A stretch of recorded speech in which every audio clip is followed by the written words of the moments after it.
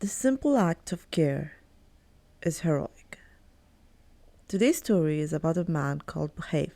His real name was Suhail bin Ali BUHAIF al Omari, from Oman, and from a very well-known family. BUHAIF entered his name in history as a legend. Many do talk about this legend, and many do ignore anything related.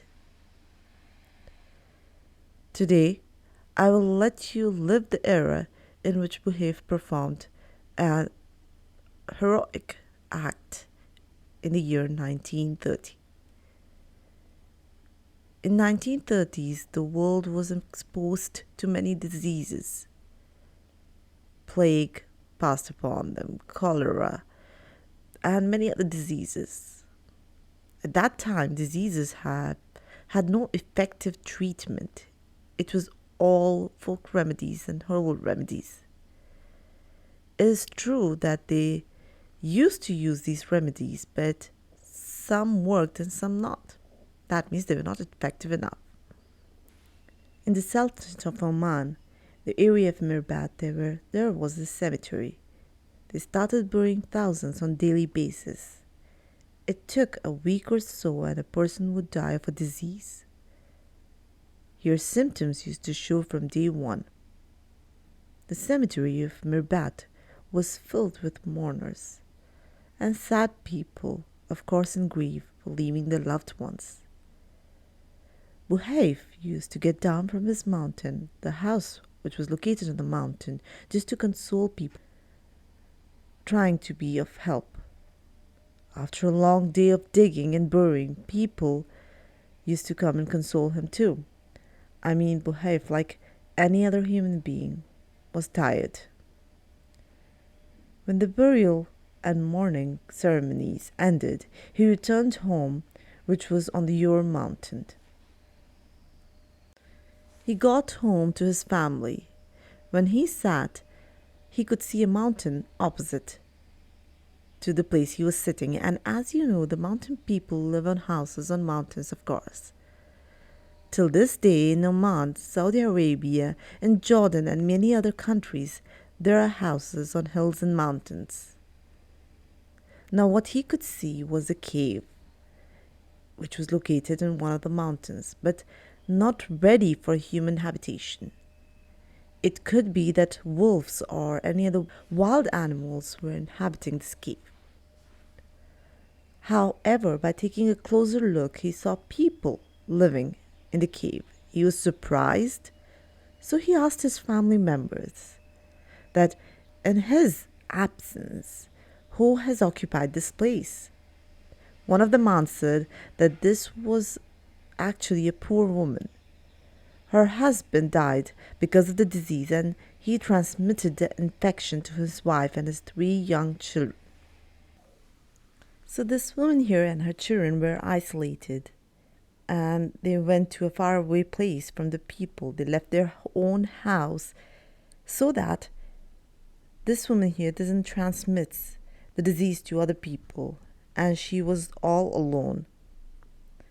They said, if you are planning to go, the people here, his family members said, BUHAIF, that if you're planning to go and check on her, please take firewood and water and other necessary things. He said he will take care of transferring the supplies later. The first thing was to go and see them. He was tired, but still he left. When he reached the cave, the woman was with her children. They were all very sick of the disease. They were showing symptoms like swelling and redness. When he got closer, the woman was actually panicking and she was quite afraid. She was hand gesturing the man to keep away or stay away, to alert him that they were sick. He started getting closer and she was pointing and then started talking that stay away or you will get ill or you will get the disease. But he got closer enough to actually talk to her. and asked her that what was her story. She explained that the reason she was in the cave was because she herself and her children were suffering from the same illness that her husband died from. And they came to the mountains because they would die anyways. So why put others' life in danger? Her children were sitting. They looked very hungry and thirsty. Here she said, "Forgive me." At first she went to the mountains on the other side of the village. But she was afraid of the darkness and wolves and couldn't sleep out of fear. But when she moved into the cave, she could see the lights from the houses on the opposite side, shining and glowing, and here she felt peaceful enough that someone was around. BUHAIF here couldn't control his emotions. After seeing these orphans, and his heart was aching, all of a sudden he decided to take them home. He said, "I have decided to take you home with me." At first she rejected and said, "May God protect you, your parents, and reward you with good." He picked her children, one on his shoulder and the other in his arms, and asked her to pick the third one. He touched them and picked them. It was completely fine with him. Here he was not afraid of the disease itself. He kept this reality before her eyes. He said, "Pick up the third child and let's get going." He was very determined. He entered the house and told his family members, the entire family, his wife, his children, and the others, "Our fate and their fate is one. If they die, we die. And if God has written that we live, we will. They will eat, drink, and sleep with us." Of course, the villagers were arguing. They were against the decision of bringing a sick person with her children, and did argue that if you don't leave them, we will isolate you too. He stood up and he said that I gave them a wood, and here they were completely isolated. This man thought he did nothing huge, but glory to God, this man had good intentions. BUHAIF started treating this woman and her children, providing them food and medicines. But in reality, with proper medicine, psychological treatment is above all.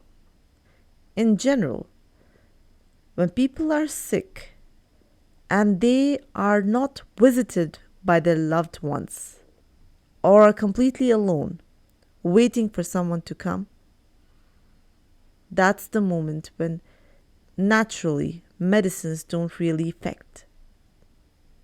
Medicines alone don't show their effectiveness or their magic without people being around, especially the loved ones, or at least someone who cares.